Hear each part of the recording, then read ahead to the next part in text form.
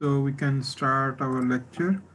So we will start from example 3.2, 13.2, which is the parabolic interpolation, which is another method for the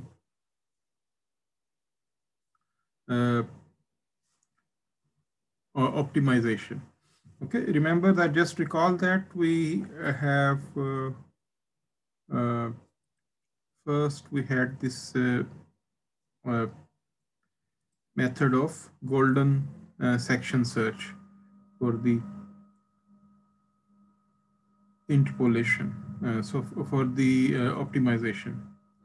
Now we are uh, studying the second method, which is the parabolic interpolation. So in the golden section search, we use the golden ratio, and then we narrow down the search result. So this example we did in the last video. Now in the parabolic interpolation, uh, we assume three points, and then these 3 points lie on the second degree curve. So parabolic interpolation takes advantage of the fact that a second order polynomial often provides a good approximation to the shape of f of x near the optimum. Okay, so in the golden section search, our searching technique was based on the line. But here in the case of the parabolic interpolation, our searching technique will take advantage of the second order polynomial, so which is more accurate and which provides a rapid result compared with the linear optimization in the case of the golden section search. So in this case, the revised estimate x3 will be determined by this formula. Okay, so as you can see that in this formula is much more lengthier than the formula for the golden section search. In the golden section search, we just multiply the range of values. That means the highest minus the lowest value, then multiplied by the golden ratio.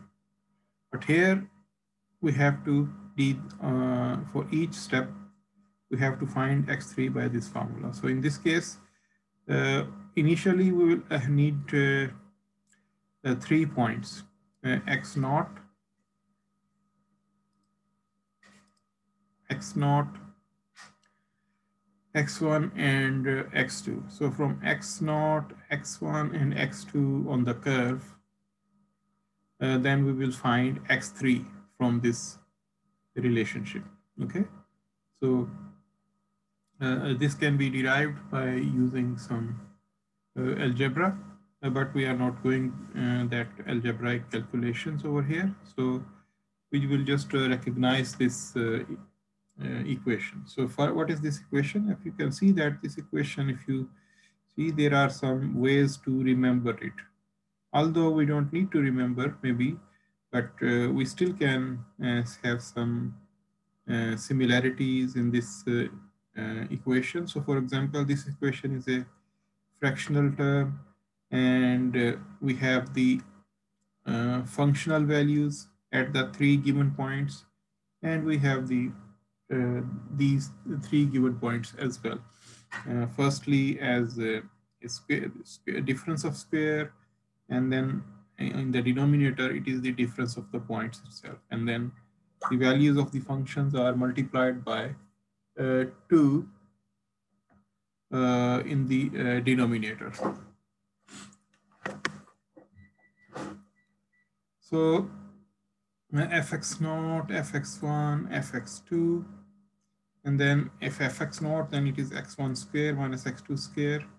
And then if it is fx1, then it is x2 square minus x naught square. So for example, if it is 1 is there, then 1 is not there in these two bracket values. So if it is 1, then it is 2 minus 0. If it is 0, then it is 1 minus 2. And if it is 2, then it is 0 minus 1. So we are cycling through 0, 1, and 2. Okay, if it is 0, then next two terms are 1 and 2. If we are starting from 1, the next two terms are 1 and 0. And then 2, then it is 0 and 1. So in this way, you can easily remember this formula. So fx0, fx1, fx2, fx0, fx1, fx2. Here the coefficients are 1, here the coefficients are 2. And here there are squares of the difference, here the difference itself. So there is some systematic relationship, systematic pattern in this formula. So anyway, only thing to remember is this formula in over here. So now we can apply this formula for the parabolic interpolation to approximate the maximum of this function. So if it is the same equation which we used for the golden search section, and then we have 2 sine x minus x square over 10 as the value of the function. And with the initial guesses for this, we will take at 0, 1, and 2, 4. So for 0, we will find the value of f0. That means 2 sine 0, that will be 0. That is 0 for 0. And then for 1, we will find. And then for 4, we will find. And then we will apply the formula to find the value of x3. And in this way, it will go on. So for example, x0, then we have fx0. For x1, we have fx1. X2, we have fx2. So this we can calculate, okay? And then input into this formula. So input, so fx0 times 1 square minus 4 square plus fx1 minus fx1 times 0 square minus 4 square minus 0 square, and then so on. So by doing this, we find it that the value of x3 will be 1.5055. And the value of x3 is 1.5055. So we will find the value of fx3, okay? That is the value of the function. So this will be the first approximation for our optimized value. In the second approximation, we will repeat this process. The process will be repeated in a way that now for the next approximation, the value of x1 will become x0, the value of x2 will become x1, the value of x3 will become x2. And this will give us the new value of x3. So x2 is equal to 0. In this case, previously it was 0. So 1 was the value of x1 before. And the value of x1 will be the same as the value of x2 before, okay? And then x2 is equal to 4 in this case. And then we can repeat this process. And then we will have a revised estimate of 1.4903. Okay, remember that in this case, you can have either of the two options over here while revising the values of x0 and x1. That means if you can cycle through the values of the x0, x1, and x2, or we can determine the most appropriate interval as we did for the golden section search method. In both cases, our solution should converge, okay? So the easier approach will be, instead of looking at those two if statements, so the easier approach will be to take the value of x1 as x0, the value of x2 as x1, and the value of x3 as x2 for the next iteration. However, in this example, which has been solved in the book, the other approach which has been taken, in this case, the strategy similar to the golden section search can be employed to determine which point should be discarded. So because the function value of the new point is higher than the for the intermediate point x1, and the value new x1 value and the new x value is to the right of the intermediate point, the lower x naught is discarded. So therefore, the next iteration will give rise to these values. So, so either we apply this approach or the other approach, which I'm going to show in this Excel, we will get the answer. Okay. So in this case, if you apply this case, then in the next second case, we will get a very close a value of 1.7714, which is very close to the true value. Anyway, so if this process is repeated, so we get a value of f of x3, which is 1.7757, and then we can see that it only takes like 3 iterations, and then the value is converged. Okay, then the value is converged. Okay, so in this way we can apply this polynomial interpolation. So if you want to employ it on Excel, so it is relatively easy. Just have to input the formula correctly. So maybe in Excel, if let me find where is the file I've saved. That is the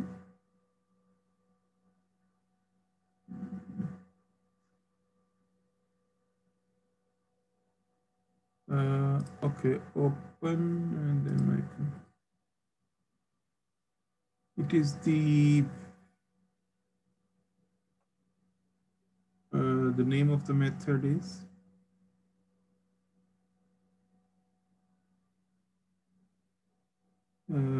one-dimensional. Yeah, one-dimensional unconstrained. Yeah, this is the one.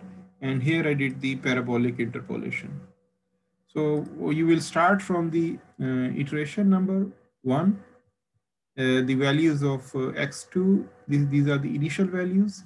Okay. These are the initial values. Okay. And then from these initial values, we will calculate the value of the function. So value of the function is 2 sine x minus x square over 10. So the value, this is the value of the function.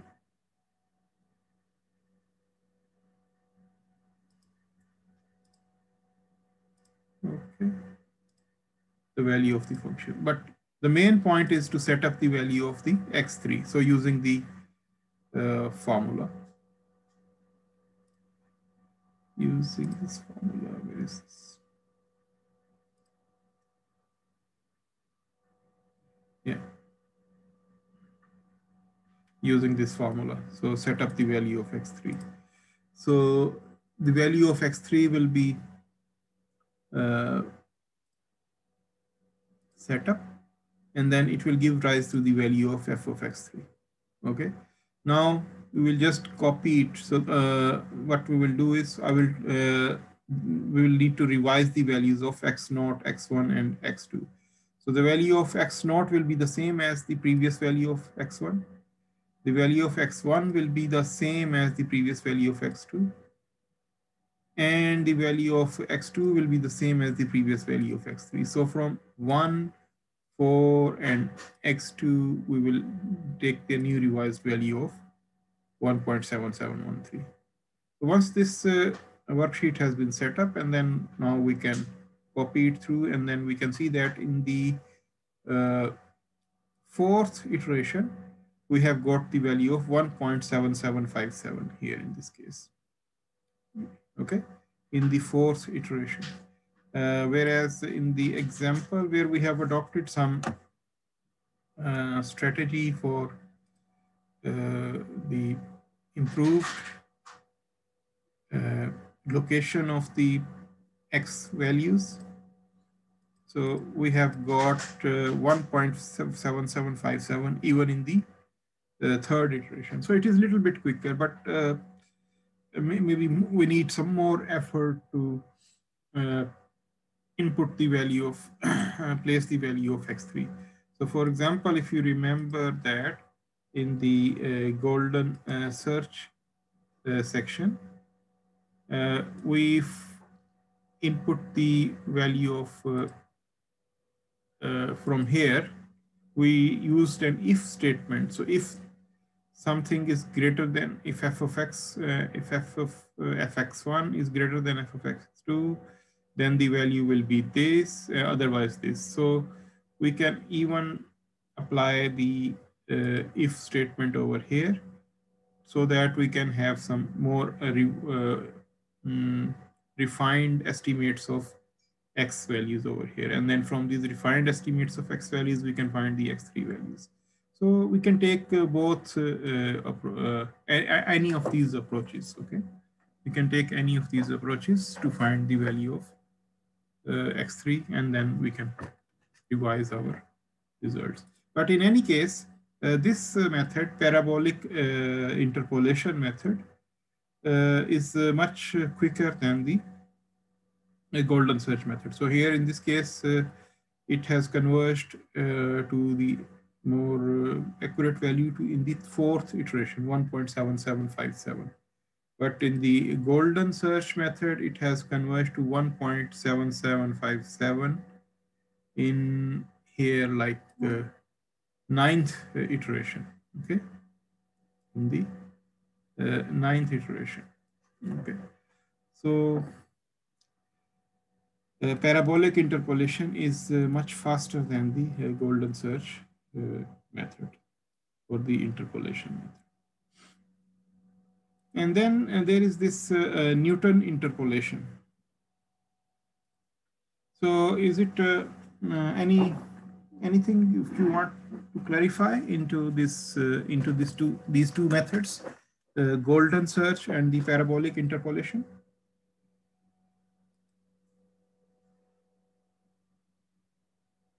If I ask you what is the difference between the golden search method for the optimization and the parabolic interpolation, then what will be your answer?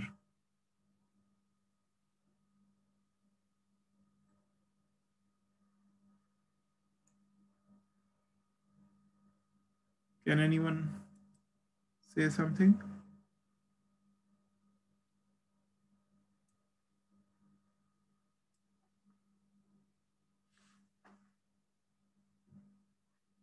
Hello?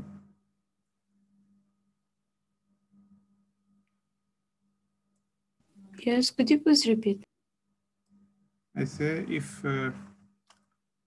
I say you, what is the difference between these two methods, golden search and the parabolic interpolation, then what will be the answer?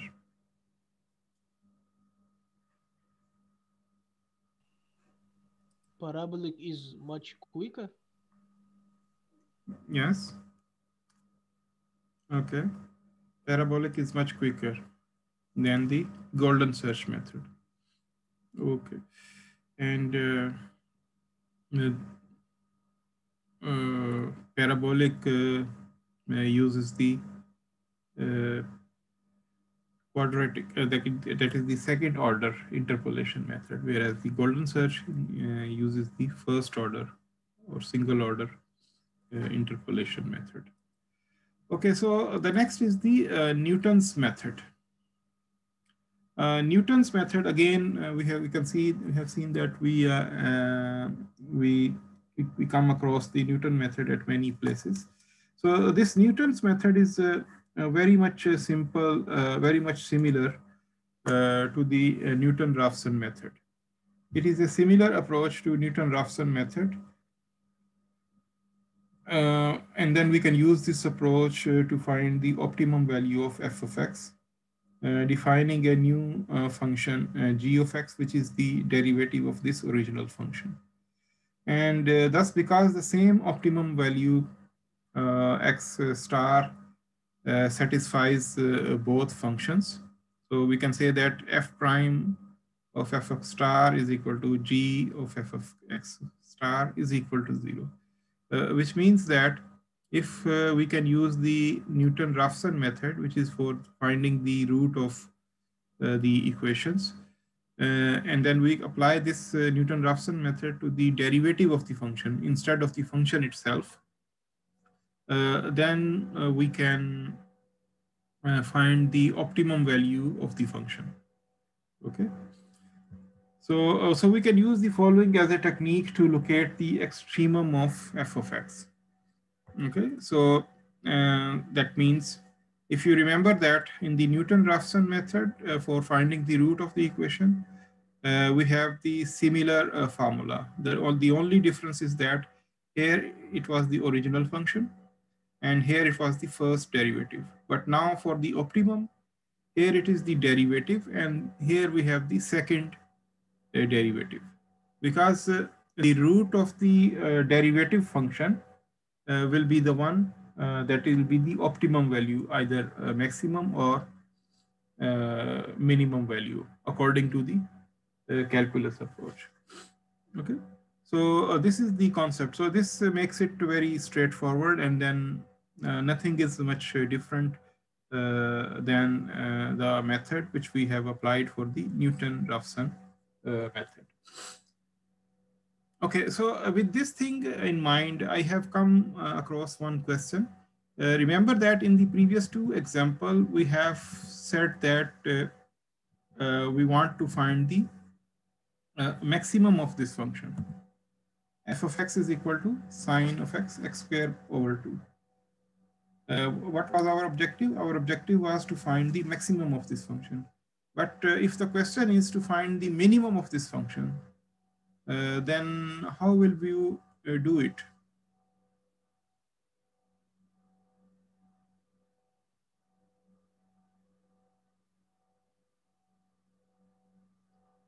Yes, so and can anyone answer? If we want to find instead of the maximum, for example, maximum, if we want to find the minimum of not this function, but maybe some other function, okay?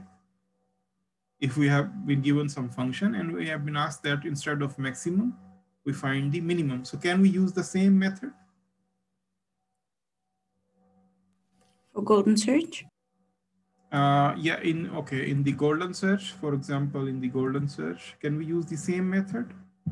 So yes, but we should change the conditions.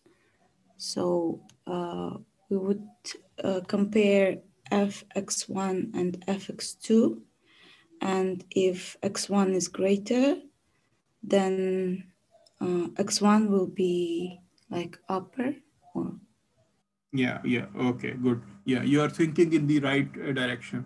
Yeah, so actually there are two things you can do. One of the two things you can do, and the thing one of the thing which you have told is that we can change the conditions. So for example, if the condition was fx1 is greater than fx2, and then we applied some condition for finding the maximum of this, and then we can take the opposite of that condition.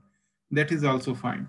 But another more clever approach may be that instead of finding the, actually we want to find the maximum of this function, and then, sorry, actually in this case now we are going to find the minimum of this function, but we can adopt the same method as we are doing for the maximum, but for the negative of that function. So for example, if we want to find the minimum of this function, we can adopt the same method which is for the maximum, but use the function as minus f of x. Okay, instead of f of x, use the function as minus f of x, and then we find the value, the maximum of that function. So maximum of that minus f of x function will be the minimum value for the f of x function. Okay, so that will be a much easier approach. Or or the other way, which we have told that we can change the conditions as we have done for the maximum the case. So either of these two approaches can be used. Okay, good. Then for the Newton-Raphson method, so let's take this example again. So for example, we have this method. So very quickly we can apply this over here in the Newton-Raphson. So in the Newton-Raphson, we have the same thing as the iteration first. Iteration. Let me make it a little bit bigger. So the first iteration, and in the first iteration, we have the value of x. Okay, the value of x, and then in this case, the example was this. Okay, so in this Newton's method, we don't need more than 1 point for the initial guess. We just need 1 point for the initial guess.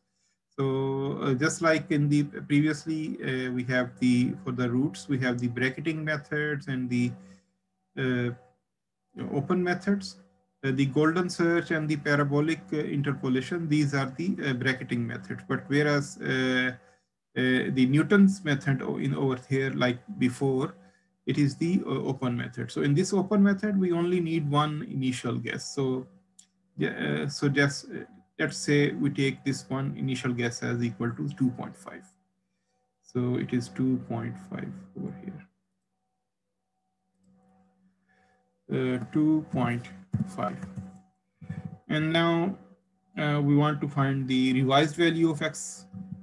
So if it is xi, the revised value of xi plus 1, okay, will be equal to. So now, because this is the Newton method, so we need f of x, f prime of x, and then we need these values.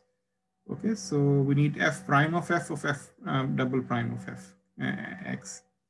So let me copy it. So I can copy it over here in Excel for my purpose, right? And the formula for the Newton method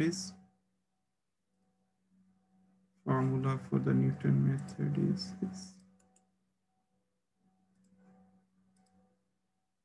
So not this. Yeah. So I just have to remember this this formula, and then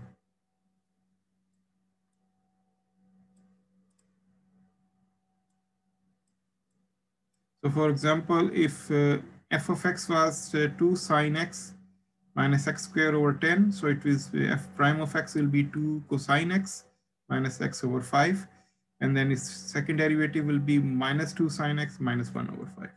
So now I need to input it into this. So it is equal to xi minus f prime of xi. So f prime of xi will be equal to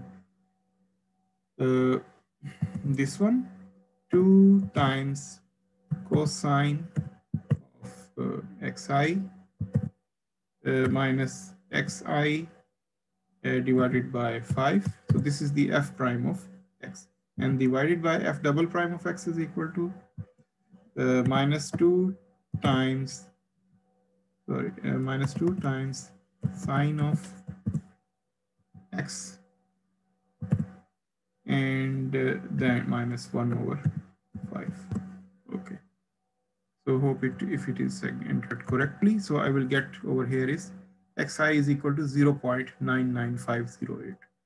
So and what will be f of xi? F of xi plus 1. Okay, f of xi plus 1 will be equal to, because the original function was this. The original function was this. Hmm.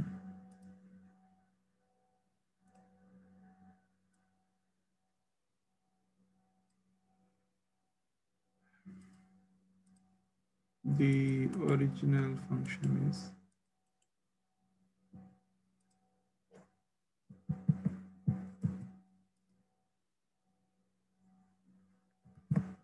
this. Okay. So what is the value of this function? The value of this function is 2 times sine of this xi minus this xi square divided by 2, xi plus 1 square divided by 2. So it is 1.18. So the second iteration, this will be add 1. And now for the second iteration, this new, I will take this new value of here, and then I will use this value. And now I will copy it. Okay. So it is 1.46901, and then the value of the function is this. And now I can 0.96. So it is 0.96 over here, the value. Maybe I made a mistake. I don't know. Let me see. Because the value seems to be not converging. So it seems that, well, the value, the first value was 0.99508. Okay, so the value is 0.99508. Okay, correct. And then which has a function value of 0.99, then we, from here we got 1.46901, the new value. Okay, so maybe I made a mistake somewhere here in this calculation.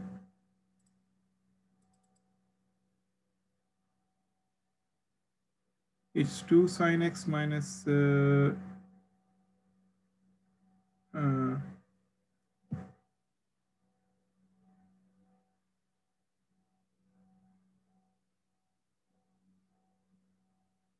yeah, so from here I got this value 1.46, and then from here I got this value. Shouldn't it be divided by 10? Divided by 10. Okay, yeah, I think that is the mistake which I made. Divided by, so maybe I made the mistake over here. Yes. So that's why I was wondering what's happening. Yeah, so, yep, and now I can see that it will be converging. Yes, 1.777573.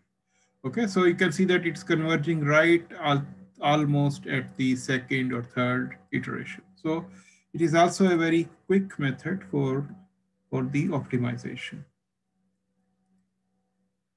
Okay, so that was this, and then you can see that it is converging very quickly, and then you can report this method like that. Okay, so that was the Newton method. So with this, we have this one-dimensional unconstrained optimization. So in this one-dimensional unconstrained optimization, we covered the golden search section method, golden section search method. Okay, and then we covered the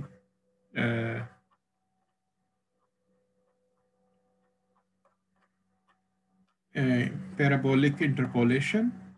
Okay, and then we covered the Newton's method. Okay, so these are the three methods we will cover. And then there is this Brandt's method. We are not covering it over here. There are also no example for that. So we will only covering these three methods. Okay, so that was the chapter on one-dimensional unconstrained optimization. One-dimensional unconstrained optimization. The next chapter is chapter number 14. It is the multi-dimensional unconstrained optimization. Uh, we will cover only one method in this section. Okay, we will cover only one method, multi-dimensional unconstrained optimization, and then we will move to chapter number 15. Okay, that is the constrained optimization. So that chapter number 15 we will cover in more details. But in chapter number 14 we will cover only the only one method. So that will be the random search method. Okay, random search method. So what is a random search method? Okay, for the random search method, what we can do is let me first go back to this situation. So this is the multi-dimensional unconstrained optimization. Okay, so the difference from this with compared with the previous chapter is that in the previous case there is only one dimensional uh, optimization. That means the independent variable was only one. But if we have more than one independent variables, so we can say that it is a multi-dimensional optimization. And it is unconstrained means we are not applying any external conditions. We will apply the external conditions in that will be the constrained optimization, and that we will consider in the chapter number 15. So without any external conditions, and in the multi-dimensional case when we have more than two variables, so then how we can find the optimized value. So for example, if we have a function y minus x minus 2x square minus 2xy minus y square. So this function, as you can see, that depends on not only the value of x, but also on the value of y. It is not not just the function in x, it is also the function in y as well. So therefore, its optimized value, in this case, the maximum value will depend on both x and y, and then therefore we need to just we need to determine both x and y for x and y for its optimized value. So visually, this approach for finding the maximum value is finding the height of the mountain. Okay, finding the height of the mountain. What does it mean by the height of the mountain? It means that if we will, because this is a two-dimensional function, this one, y minus x, 2x square minus 3, and it is a second order function. It will not be a plane. Okay, it will not be a plane, but rather it will be in the form of a surface. Okay, if you will plot this function, it will be in the form of a surface. So that surface will look like a mountain. Okay, and the top of that mountain, which will be at some value of x along the x-axis and some value along the y-axis, that top of the mountain will be the optimized value. Okay, that top of the mountain will be the optimized value. So in this case, we have chosen a very simple function. We already know the answer.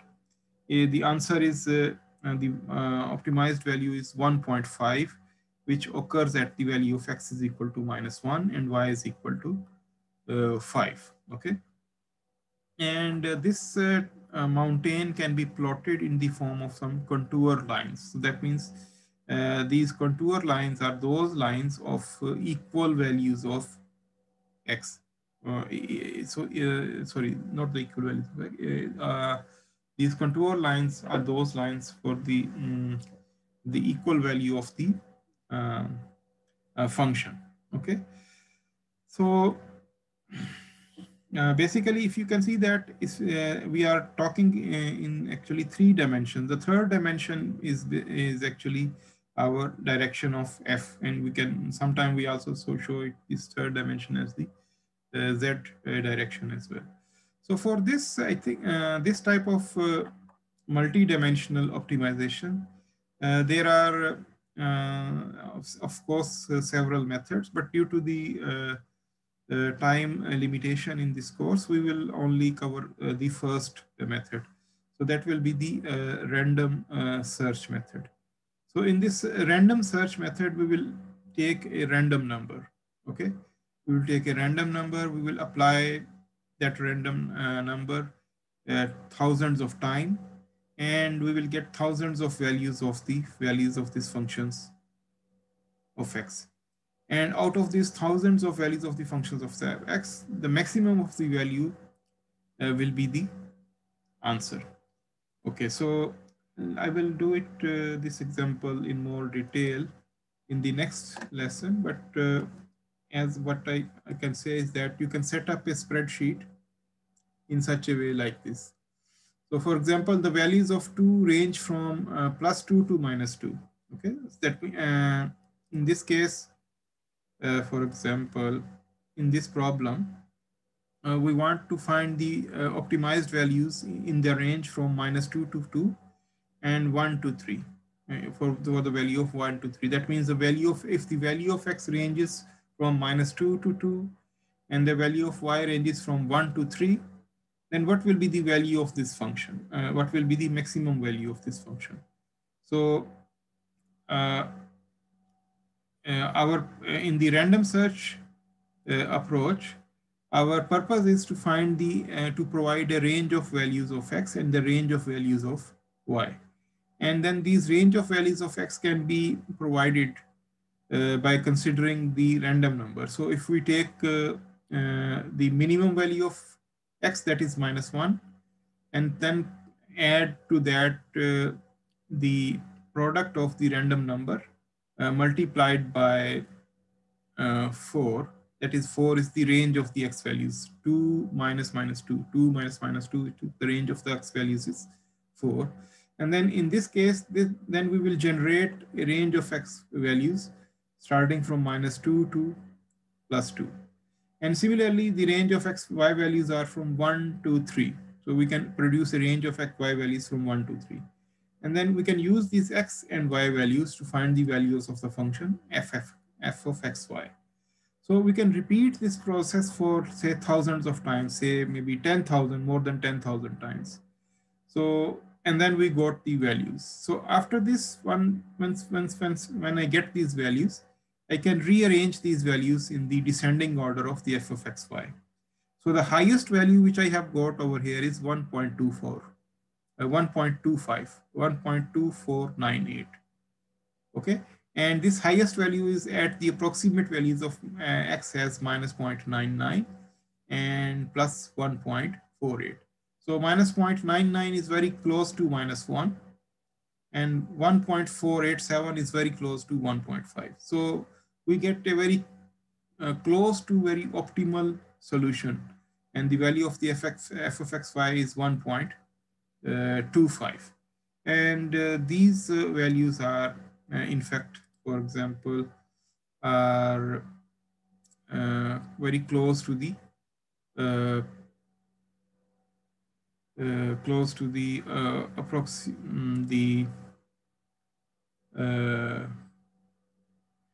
close to the optimum values of the function. Yeah. So yeah, so I think now the time is almost complete. So I would like to do this example in a little bit more details and using some other tools such as a model risk to show the process in the next lesson. And then I will start the other unconstrained optimization approach as well. The constrained optimization approach method in the next lesson I will start. All right, so that's all for today. So do you have any questions?